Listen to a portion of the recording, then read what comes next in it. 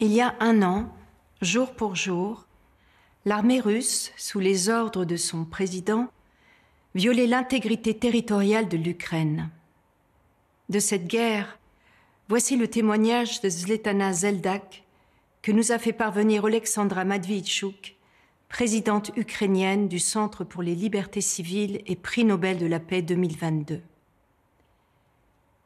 Je les ai tous entendus mourir.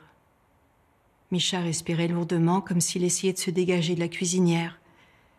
Mais il n'a pas réussi. À un moment donné, il s'est figé.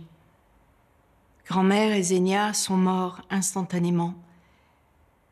Et puis j'ai entendu Pauline pleurer. Elle est morte, elle aussi. Ma mère m'a dit que Glib, mon fils, m'a appelé plusieurs fois, puis il s'est tu à jamais. Glib avait 14 ans. Nous sommes avant tout des humains, ébranlés par ce que vivent en ce moment d'autres humains. Pour nous, dont le métier est de raconter l'histoire des gens, comment ne pas trahir quand nous ne sommes pas là-bas?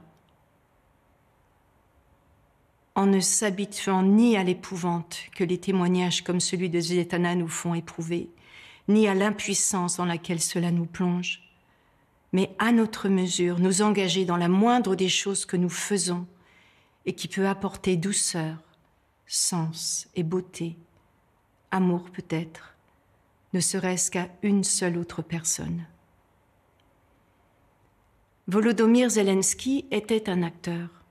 Il est devenu, avec celles et ceux qui l'entourent, l'incarnation du courage, à l'image de tous les hommes, les femmes et les enfants qui subissent l'horreur de la guerre, en espérant qu'elle aura bientôt une fin.